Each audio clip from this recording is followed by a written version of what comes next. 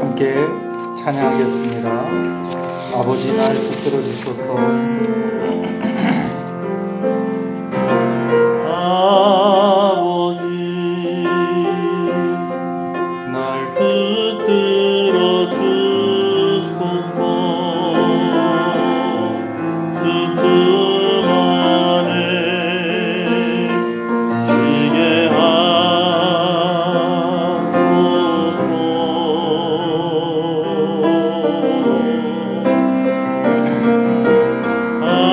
아버지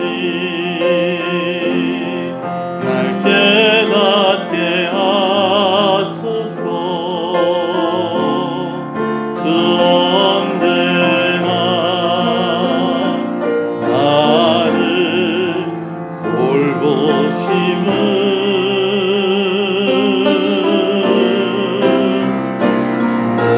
내 모든 걱정 주의 발 앞에 놓으리. 주 거기 계셔. 나의 모습 이대로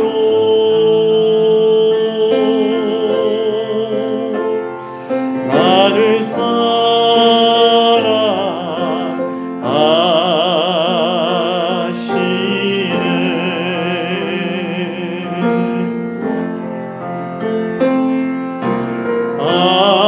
아버지 날 붙들어 주시리. 나 주의 것 그분의 자녀.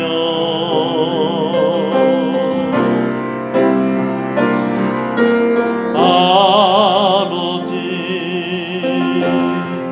날 깨닫게 하시니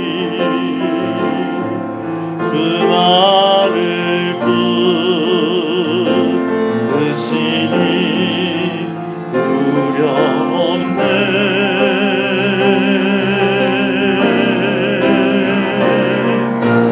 내 모든 염려 주의 발 앞에 놓으리. 주 여기 계셔. 나의 모습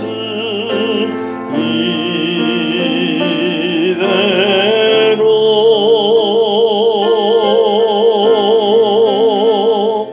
나를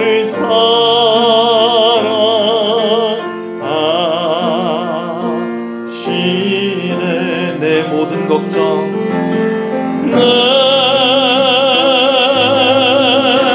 모든 걱정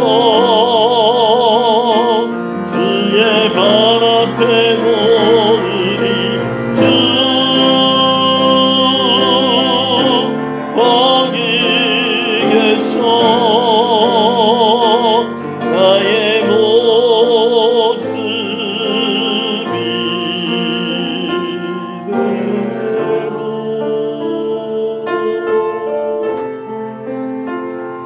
나를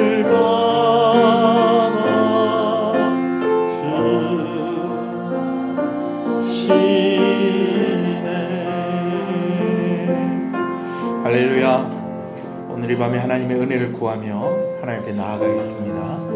우리 자신을 돌이켜보면서 회개하며 하나님 앞에 나아가겠습니다. 주의 성령의 충만함을 구하며 나아가겠습니다. 말씀 가운데 깨달음과 은혜를 주시옵소서. 예배를 위해서 기도하겠습니다. 주여 주여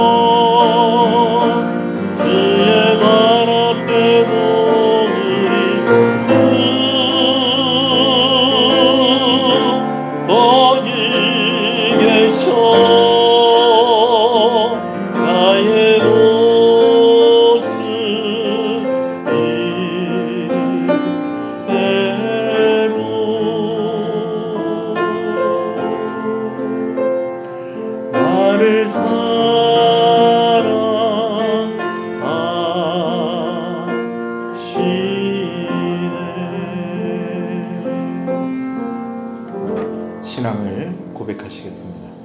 전능하사 천지를 만드신 만이 아버지를 내가 믿사오며 그 외아들 우리 주 예수 그리스도를 믿사오며 이는 성령으로 잉태하사 동정녀 마리아에게 나시고 본디오 빌라도에게 고난을 받으사 십자가에 못 박혀 죽으시고 장사한 지 사흘 만에 죽은 자 가운데서 다시 살아나시며 하늘에 오르사 전능하신 하나님 편에 앉아 계시다가 저리로서 산자와 죽은 자를 심판하러 오시리라. 성령을 믿사오며 거룩한 공예와 성도가 서로 교통하는 것과 죄를 사해 주시는 것과 몸이 다시 사는 것과 영원히 사는 것을 믿사옵나이다. 아멘.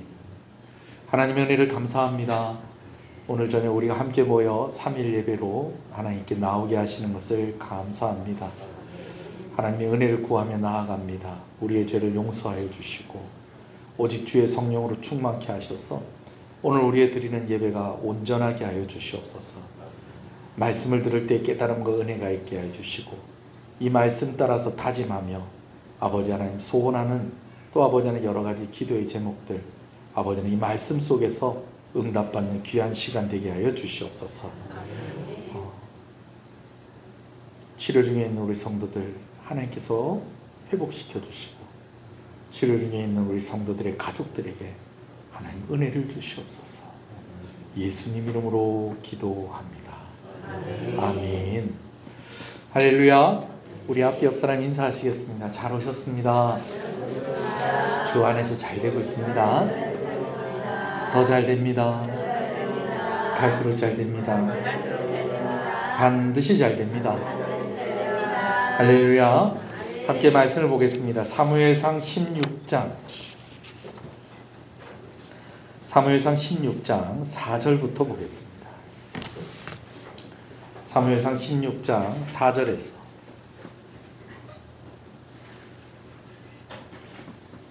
12절까지 먼저 보도록 하겠습니다. 사무엘상 16장 4절에서 12절 말씀을 봅니다. 말씀을 함께 보겠습니다.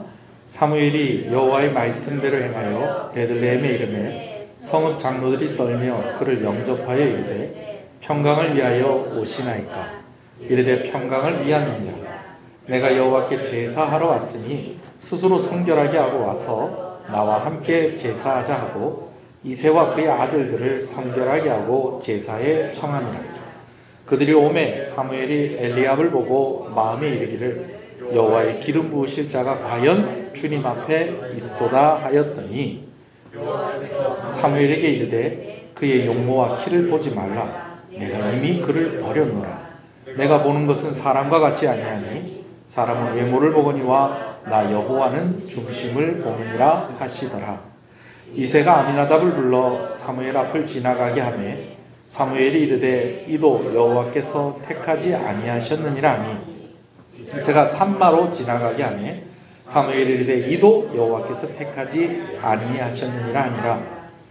이새가 그의 아들 7을 다 사무엘 앞으로 지나가게 하나 사무엘이 이새에게 이르되 여호와께서 이들을 택하지 아니하셨느니라 하고 사무엘이 이새에게 이르되 내 아들들이 다 여기 있느냐.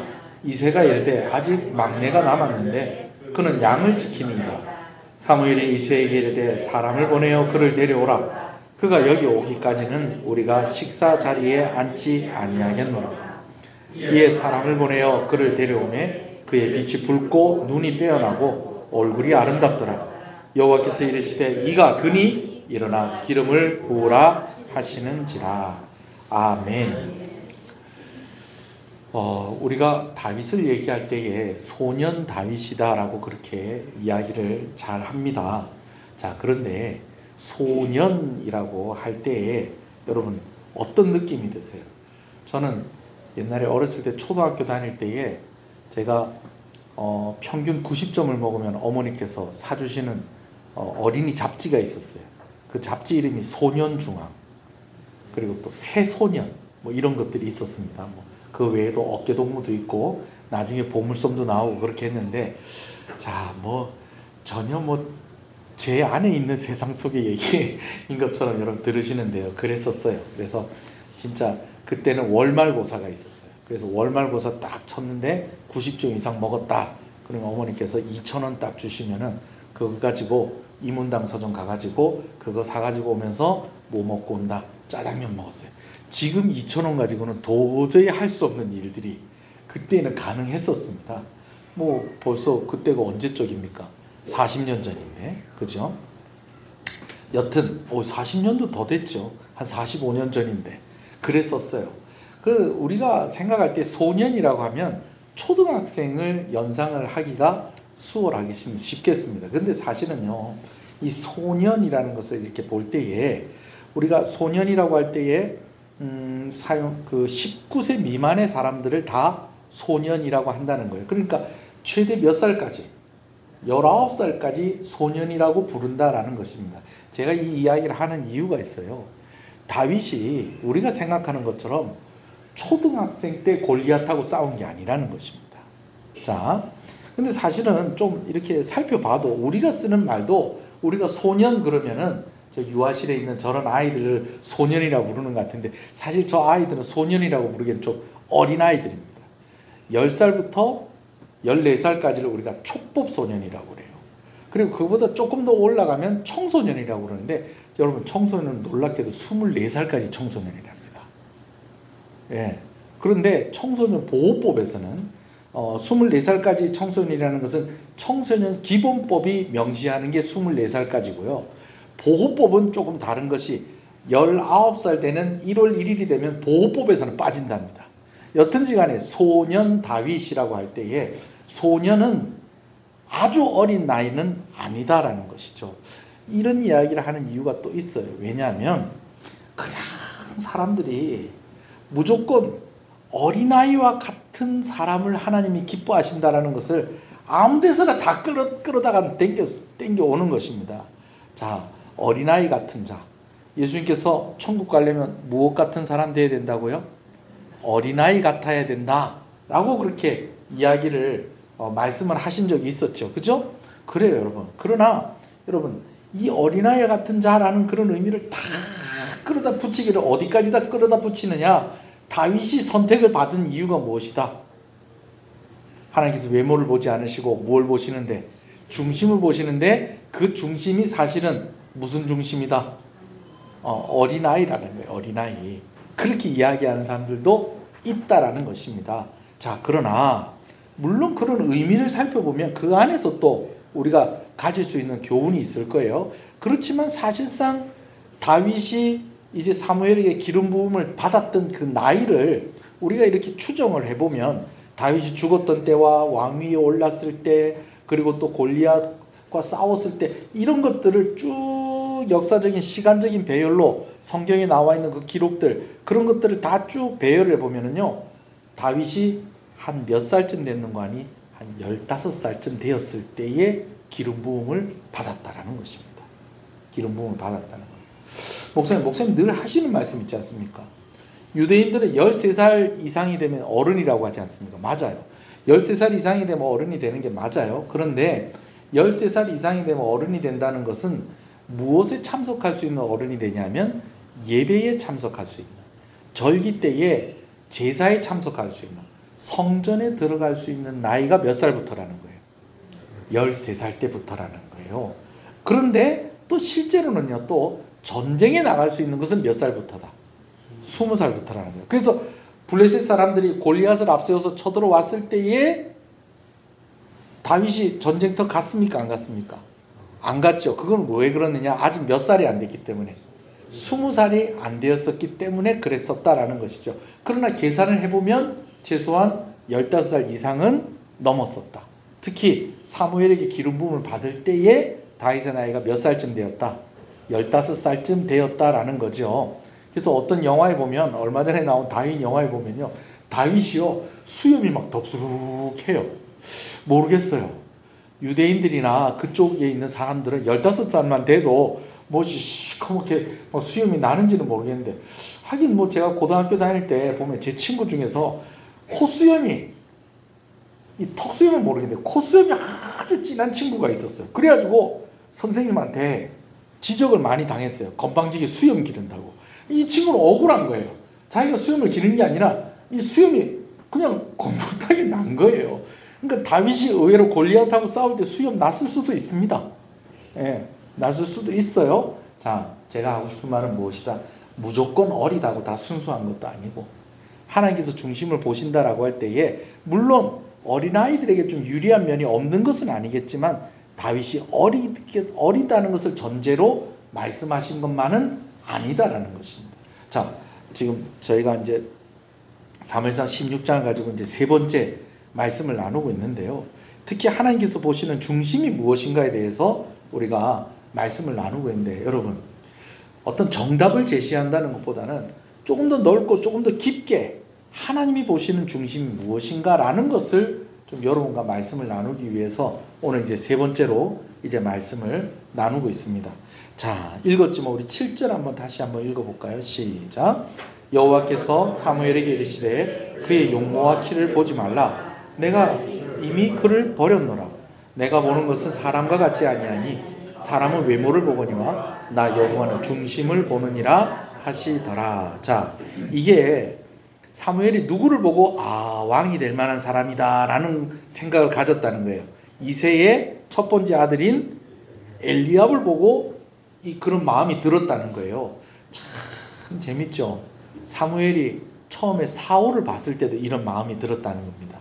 사울을 보니까 잘생겼어요. 예? 여러분 성경에 잘생겼다고 그렇게 기록된 사람 그렇게 많지 않습니다. 근데 사울은 아주 대놓고 잘생겼다라고 되어 있어요. 특히 세번역 성경에 보면 그냥 진짜 사울은 정말 잘생겼다 그렇게 딱 그렇게 기록이 되어 있습니다. 사무엘상 9장을 제가 대신 읽어 드릴게요. 뭐라고 되어 있냐면 세번역 성경에 그에게는 사울이라고 하는 아들이 있었는데 잘생긴 젊은이였다. 네. 잘생긴 젊은이였다. 네. 그렇게 기록을 하고 있어요. 근데 사무엘이 보니까 키도 크고 이 사울의 키가 다른 사람 머리가 다른 사람 이 머리 위에 있었다는 거예요. 그러니까 저 키에 비교를 한다면 적어도 195 이상은 돼야 됩니다. 198, 2m 가까이 돼야 되는 거예요. 그러니 잘생긴 데다 키도 크고 싸움도 잘하고 나중에 사울이 왕이 돼서 전쟁을 하는데 거의 진 적이 없습니다. 마지막 죽을 때 블레셋에게 졌지 사울이 거의 지질 않습니다. 그렇다고 전력이 좋았던 것도 아니에요. 정말 비교할 수 없는 전력을 가지고 있음에도 사울이 지지 않았어요. 자, 그런 사울이었다는 거예요. 자, 그런데 지금 사무엘이 또 누구를 보고 엘리압을 보고 또 그런 마음이 들었다는 거예요. 그런데 하나님께서 뭐라고 말씀하세요? 이 사람은 아니다 라고 하시면서 뭐라고 말씀하시는 거니? 용모와 키를 보지 말라. 이 말은 무슨 말이에요? 네가 지금 사울 보는 것처럼 또 이 사람을 보고 있구나 라고 이야기했어요. 뒤에 덧붙이는 말이 내가 보는 것은 사람과 같지 아니하니 사람은 무엇을 보거니와 외모를 보거니와 나 여호와는 중심을 보느니라.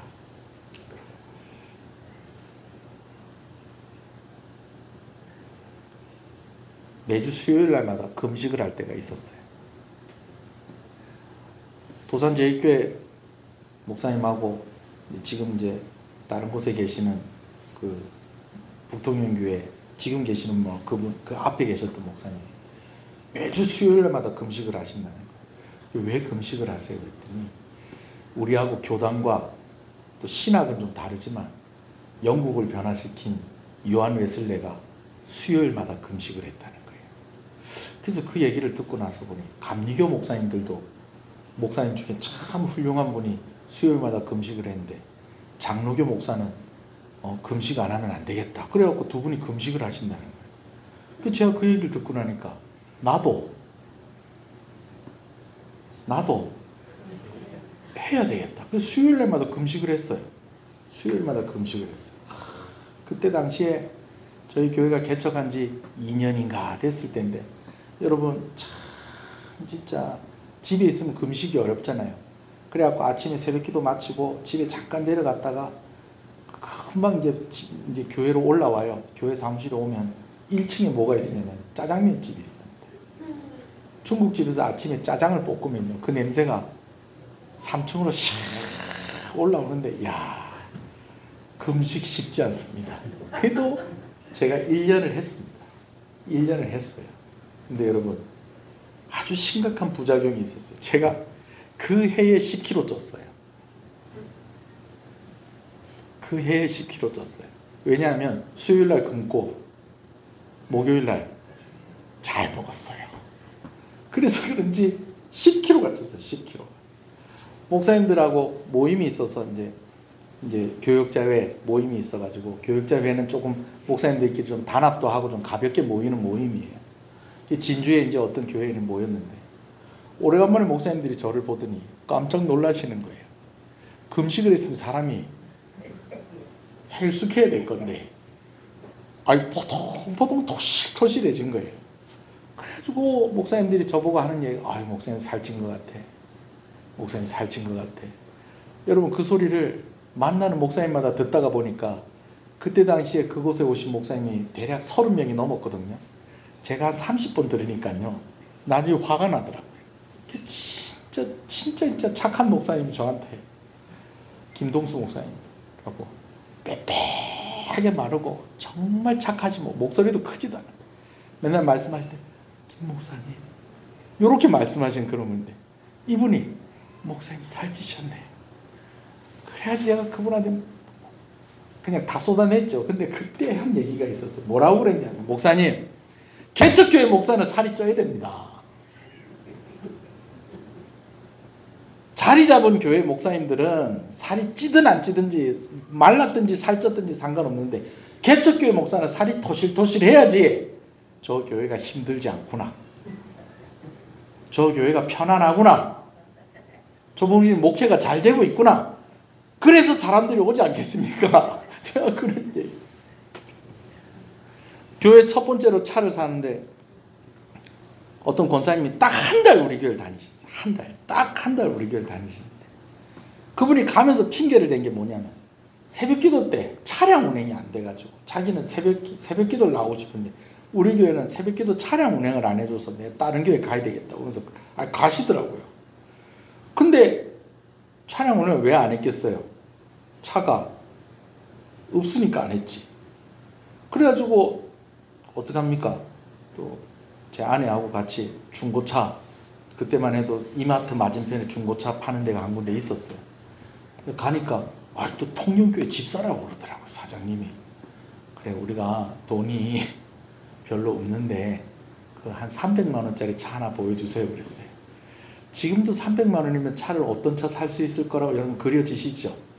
300만 원짜리 차를 하나 보여주십시오 그랬더니, 초록색으로 된 스타렉스인데 이게 약간 뒷자리 의자가 약간 덜렁덜렁하고 하여튼 그랬어요.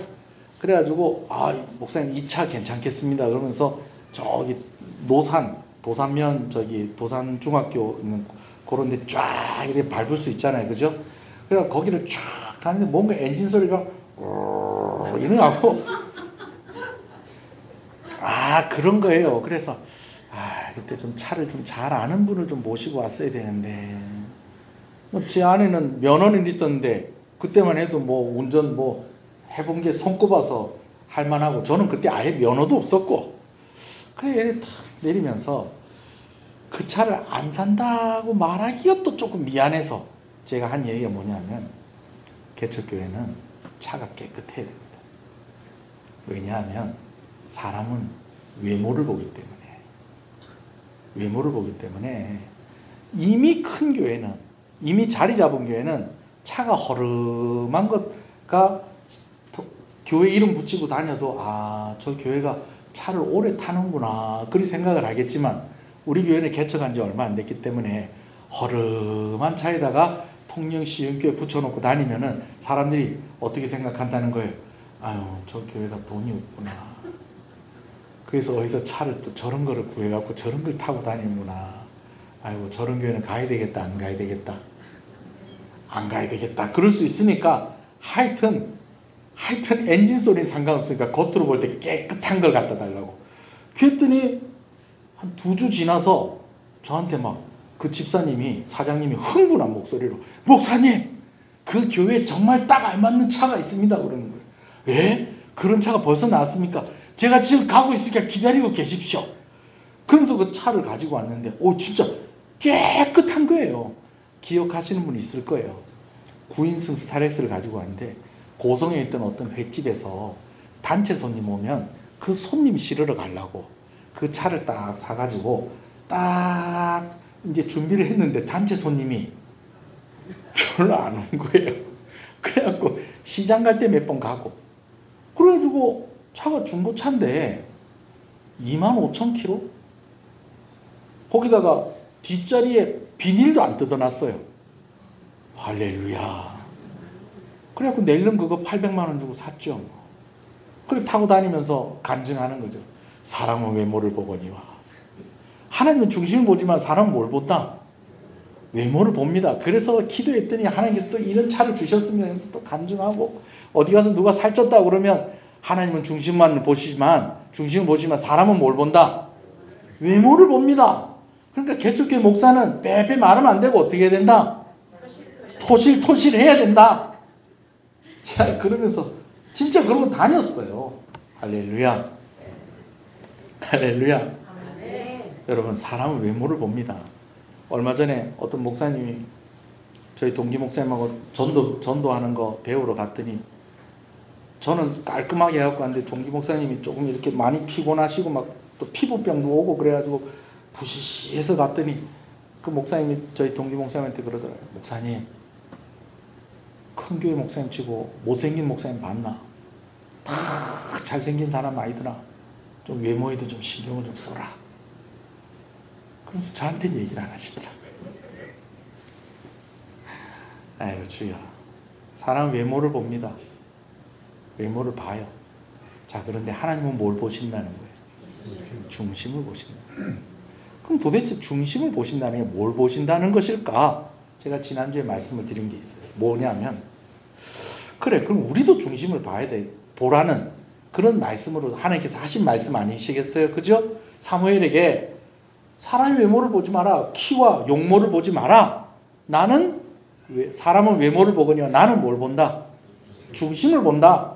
라고 하면서 사무엘에게 말씀을 하셨는데 근데 가만히 생각해보면 그래요. 사람이 중심을 볼 수 있을까? 사람이 중심을 볼 수 있을까? 관상쟁이도 아니고 또 우리는 또 그것도 인정 안 하잖아요. 사람 중심을 볼 수 있을까? 누구도 못 봤는데 사무엘도 못 봤는데 그러니까 보라 소리가 아니라 너는 못 보는 걸 내가 보는데 내가 보는 건 무엇이다? 중심이다 라고 하는 의미로 이 말씀 하신 것이 아니겠느냐라는 것입니다. 자, 그러나 그럼에도 불구하고 우리가 조금만 좀 더 생각을 해보자고요. 자, 중심을 보신다는 거예요. 이런 질문을 할 수도 있어요. 목사님, 그런데 제가 질문이 있습니다. 뭐냐면 하나님께서 중심을 보시는데 근데 하나님께서 보시고 택한 사람 중에 사울 왕도 있지 않습니까? 그럼 사울 왕은 우리가 어떻게 봐야 됩니까? 여러분 혹시 그런 생각은 안 해보셨어요? 뭐 안 해보는 게 죄는 아닙니다만은 아니 사무엘에게 이 사람이다 하고 기름을 부으라고 한 사람 중에 다윗보다 앞서서 누가 있어요? 사울이 있잖아요. 근데 아까 제가 말씀을 드린 대로 사울은 어떤 사람이다? 잘생긴 사람이더라. 성경에 딱 그래 나와 있어요. 예. 근데 하나님께서 사울 왕도 택하신 거 아닙니까? 그럼 이건 우리가 어떻게 해석을 해야 되겠느냐라는 겁니다. 두 가지를 얘기할 수 있겠는데 첫 번째는 사울 왕의 경우는 정말 하나님께서 왕을 세우시는 것을 기뻐하셨다는 거예요? 기뻐하지 않으셨다는 거예요? 기뻐하지 않으셨다는 거예요. 왜? 그때는 사사시대인데 왕이 없었던 게 아니라는 거예요. 그 나라를 다스리는 왕이 있었어요. 그 왕이 누구세요? 하나님이시죠. 하나님이 계시는데 다른 왕을 세워달라는 거예요. 어떤 왕? 싸움 잘하는 왕. 그래서 다른 나라가 쳐들어왔을 때 우리를 보호해 줄 수 있는 왕. 지금 누가 보호해 주고 계시는데? 하나님이, 왕이신 하나님이 보호를 해 주고 계시는데 자기들은 왕이 없으니까 왕을 좀 달라는 거예요. 왕이 있는데 왕이 없다고 그래요. 누구한테? 왕에게. 그러니 하나님께서 그래 좋다. 너희가 원하는 사람 내가 한번 세워줄게 라고 하면서 정말 사람은 뭘 본다? 외모를 보니까 사람이 보기에 괜찮은 왕을 딱 하고 세워준 사람이 누구라는 거예요? 사울 왕이다라는 것이죠. 그래서 하나님이 실수하신 것이 아니고 그때의 그 사람들이 원하는 그 사람을 세우다 보니 누구를 세웠다는 거예요? 사울 왕을 세웠다라고 우리가 생각을 해볼 수 있는 것이고, 또 한 가지는 사울이 변질되었었다는 것이죠. 그래서 사울 왕이 이제 기름 부음을 받기 전에 사무엘을 만나러 오는 과정 속에서 아주 여러 가지 일들이 많이 있었습니다. 근데 사무엘을 이제 만나기 직전에 어떤 일이 있었는가 하니 예언하는 사람들을 만나서 그들과 함께 어울리게 되어지는데, 그때 하나님의 영이 누구에게? 사울에게 임하고 사울이 막 예언을 하고 막 그렇게 하니까 사람들이 아니 사울의 집안에도 선지자가 있었느냐, 사울도 예언하는 사람이야. 그래서 깜짝 놀랐었다라는 것입니다. 자, 그리고 그 다음에 이제 기름 부음을 받고 나서도 사울 왕이 그런 하나님께서 기름 붓고 난 그러한 모습들의 그러한 결과들이 그의 삶 가운데에 나타났었다는 것입니다. 근데 안타까운 것은 사울 왕이 그것을 유지하지를 못했었다는 것이죠. 변질되었다는 거죠.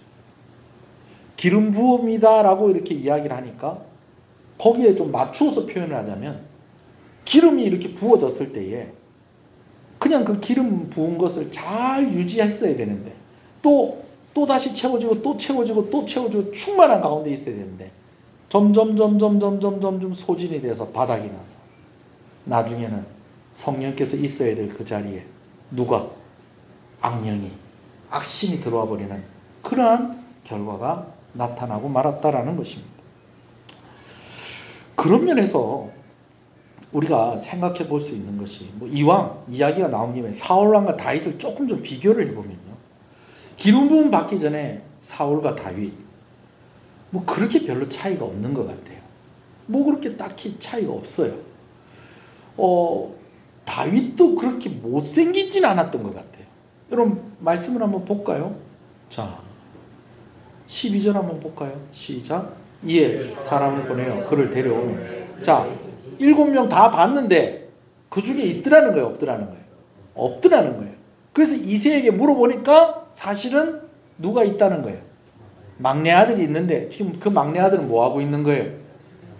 양을 치고 있는 거예요. 왜냐하면 형들이 다 와서 지금 사무엘을 만나야 되니까, 제사에 참석을 해야 되니까.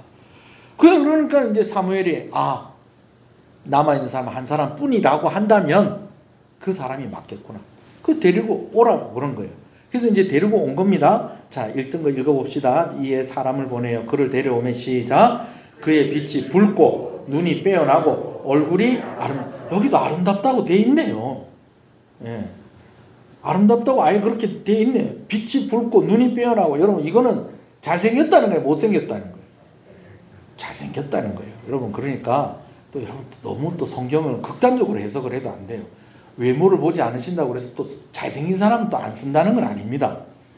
그걸 보지 않는다는 거지. 무슨 얘기인지 아시겠죠? 다윗도 잘생겼어요. 다윗도 잘생겼어요. 사울은 오히려 다윗보다 조금 더 나은 부분은 있었어요. 왜냐하면 뭐가 있냐면 그가 속한 지파가 제일 작은 지파였긴 했지만 그래도 그의 아버지가 유력한 사람이었다 라고 그렇게 성경이 기록을 하고 있습니다. 근데 다윗의 아버지 이새도 아들이 8명이나 되니 뭐 이것도 뭐 자식이 8명이니 괜찮죠?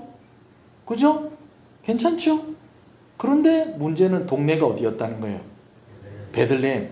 선지자가 오니까 동네가 비상이 걸렸어요. 아니 이 조그마한 동네에 왜 선지자가 오냐는 거예요. 그럴 정도로 작은 동네 베들레헴. 베들레헴은 우리가 잘 알지 않습니까? 오늘 뭐 성경에 잘생겼다 아름답다 그렇게 나와 있는 것처럼 베들레헴은 아예 성경에 작은 성 베들레헴아. 그러니까 그런데 살던 다윗이었다라는 거예요. 그러나 여러분 참 재밌는 건요, 지금도 우리가 뭘 얘기하고 있습니까? 외모로 지금 두 사람을 비교하고 있지 않습니까? 근데 하나님께서 중심을 보신다라고 하는 설명을 사울이 이랬기 때문에 하나님께서 기름을 부으셨고, 다윗이 이렇기 때문에 하나님께서 기름을 부으셨다라고 설명하기에는 우리가 그 대답을 얻기에는 오늘 본문의 그 근거가 너무 부족하다는 것입니다. 그럼 무엇을 말씀하시는 것일까? 그래서 이야기를 할 수 있는 것 한 가지가 있다면 가능성입니다. 가능성. 여러분들이 저에 대해서 오해하지 않으시면 좋겠어요. 뭐냐면 요즘 목사님이 이 화분에 이렇게 또 취미를 가지시고 또 그렇게 하시는구나 그렇게 하는데 제가 여기에 미쳐 있진 않습니다.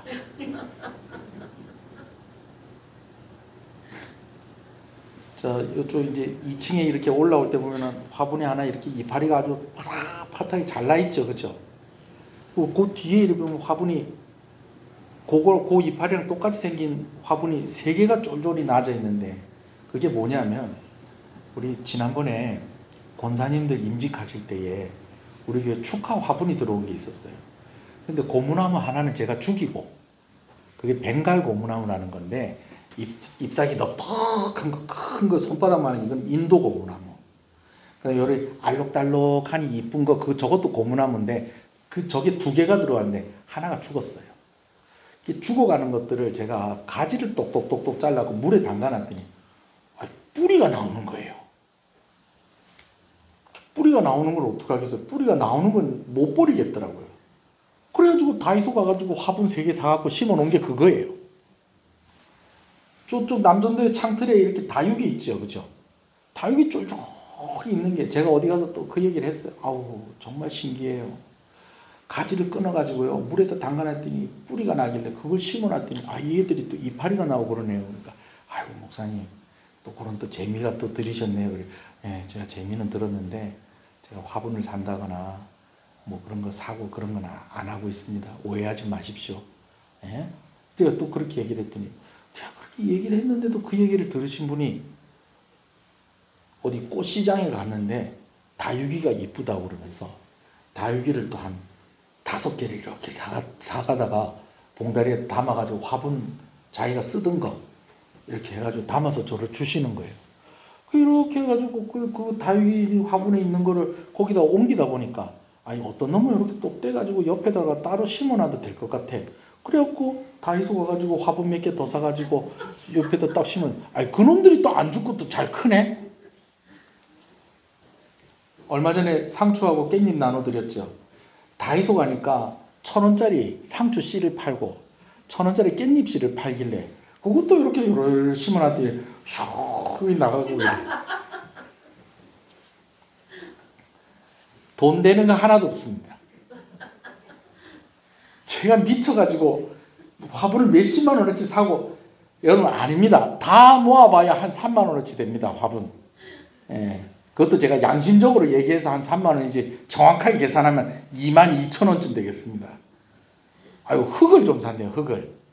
흙을 좀 사긴 샀다. 참. 여튼 그렇습니다. 예. 제가 아주 거기 정신 팔려 사는 건 아니다라는 것을. 근데 며칠 전에 제 아내하고 마트에 이렇게 갔다가 뭐가 좀 이렇게 마트에도 이렇게 뭘 팔더라고요. 뭐 이렇게.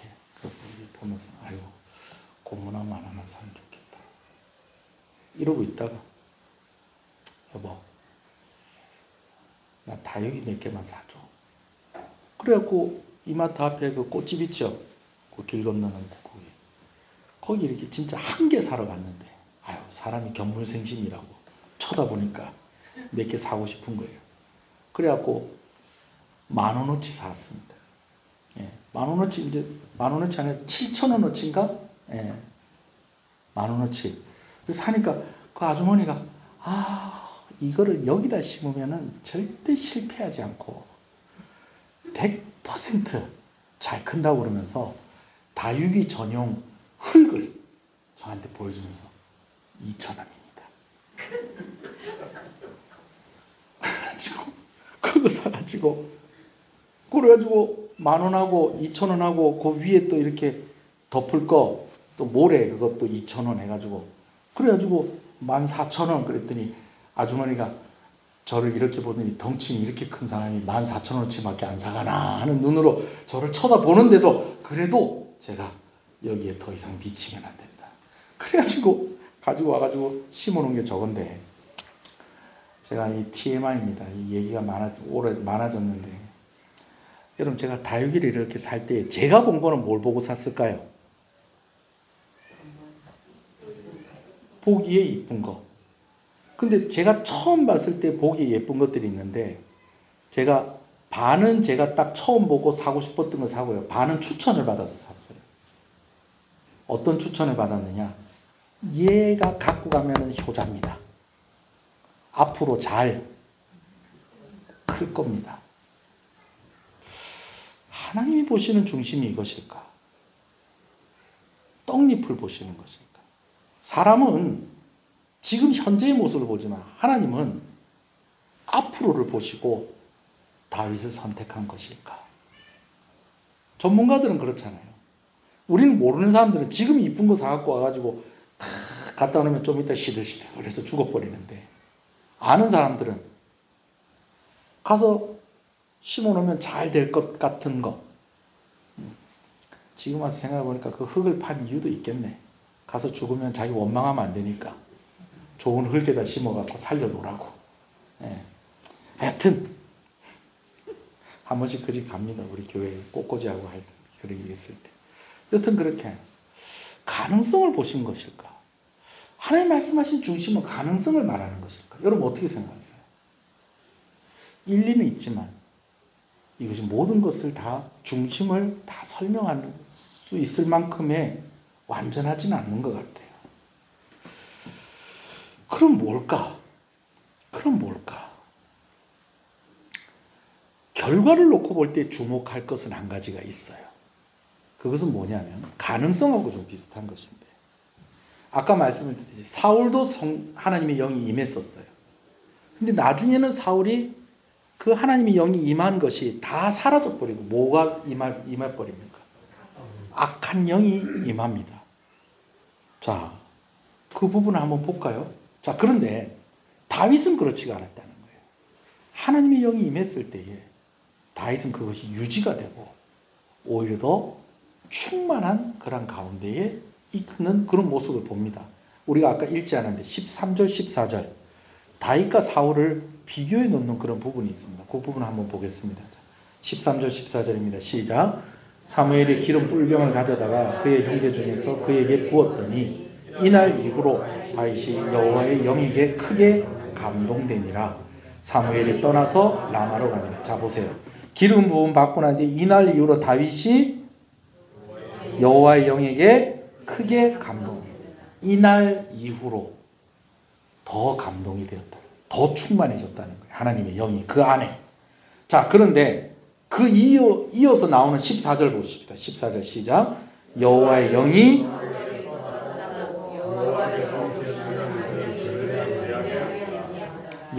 사울에게서 떠나가고.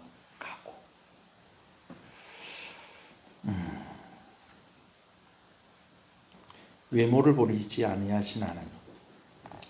이번 주에 나눈 에베소서 말씀 보면 차별이 없으신 하나님이라고 그랬어요. 첫째라고 해서 기름 붓고, 막내라고 해서 사무엘에게 보여주고, 막내라고 해서 양치러 보내는 그런 하나님이 아니시라는 거예요. 그런 의미도 있다고 볼 수 있겠어요. 그런데 분명한 것은 보이는 것이 아닌 보이지 않는 것을 보시는 하나님이라는 거예요. 그래서 용모와 심장을 보지 마라. 그렇게 말씀하시면서 어떻게 보면 가능성을 보신 것 같기도 하고, 또 한편으로는 나중에 그 결과가 어떻게 될까를 하나님이 이미 아시고 그런 것 같기도 하고. 근데 여러분, 오늘도 제가 목사님 오늘은 좀 분명히 얘기해 주실 것 같더니 또 그냥 또 이렇게 또 얼버무리시려고 그러십니까? 라고 해도 할 수 없습니다. 선택은, 제 결론은 그겁니다.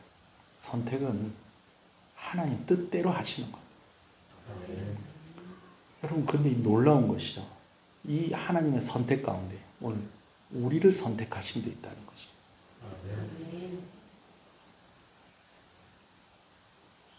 우린 가끔 전도 대상자들 볼 때 이런 마음이 들 때가 있어요. 저 사람은 딱 예수 믿을 것 같다. 근데 희한하게 예수 믿으면 잘 안 믿고, 어떤 사람은 또 생기가 붙어가, 정말 이분은 예수 안 믿으면 진짜 억울하게 생겼다. 진짜 누가 봐도 이 사람은 예수 믿게 딱 생기고, 그렇게 생긴 사람 있죠? 우리 교회 권사님 중에 한 분도, 우리 교회 처음 왔을 때 저하고 제 아내하고 했던 얘기가 있어요. 교회를 몇 년 다니셨습니까? 그랬더니 교회 처음 왔대. 교회 처음 왔다고 그러더라고요. 그렇게 생긴 사람도 있어요. 근데 여러분, 꼭 그런 건 아니에요.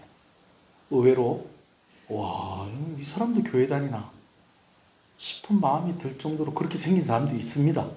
왜 그렇다라는 건 제가 설명하지 않겠습니다. 그뿐입니까? 오늘 내가 하나님 앞에서 얼마나 성결하고 구원받을 만한 그런 모습을 가져서 하나님이 선택하신 게 아니라는 것입니다. 할렐루야.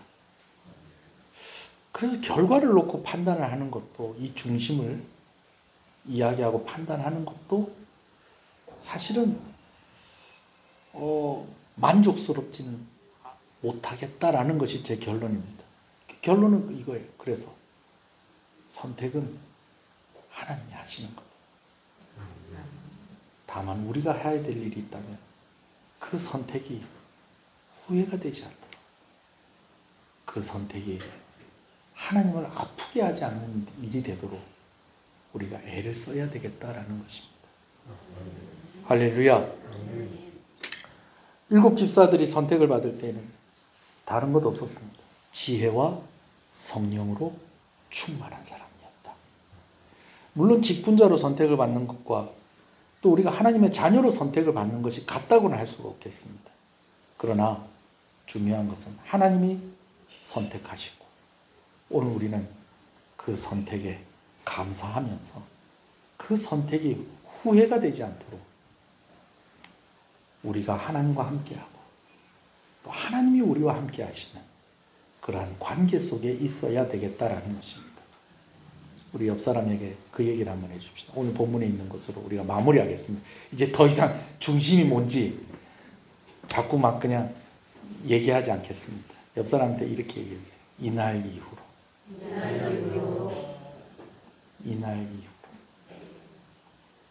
하나님의 영이 떠나가는 것이 아니라 하나님의 영으로 더 충만한 저와 여러분 되시기를 소원합니다. 중심이 뭔지는 잘 모르겠어요. 그러나 대략 이런 것들 같아요.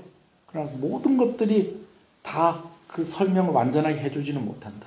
다만 오늘 우리는 선택을 받고, 선택을 하시는 분은 하나님이시고, 그 선택을 받은 그날 이후로 우리는 더 성령으로 충만한 사람이 되어야겠다 라고 하는 그 다짐이 저와 여러분 가운데 있기를 간절히 소원합니다. 한번 기도하겠습니다.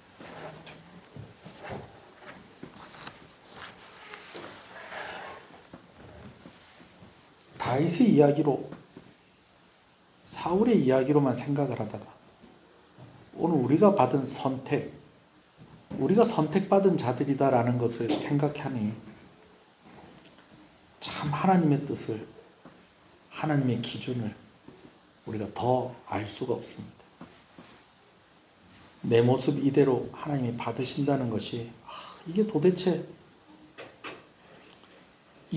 말이 되는 이야기인가? 그런데 하나님은 그런 우리를 선택하시고 우리를 받으시고 오늘 우리를 구원하시고 또 오늘 우리를 하나님의 일꾼으로 세우시고 하나님의 뜻을 이루어 가신다는 것입니다.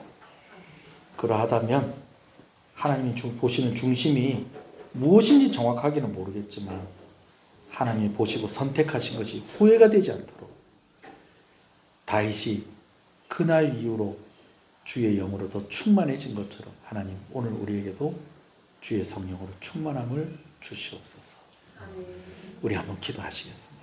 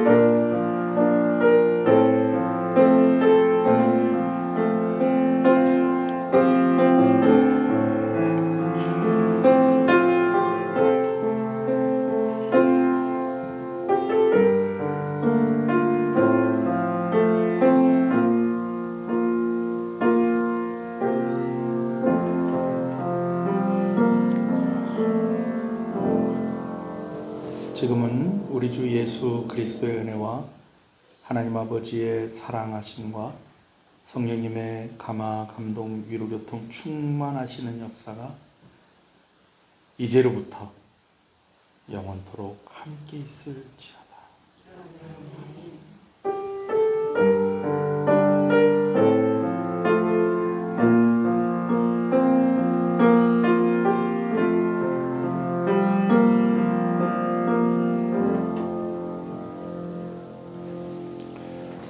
예배를 마쳤습니다. 감사합니다.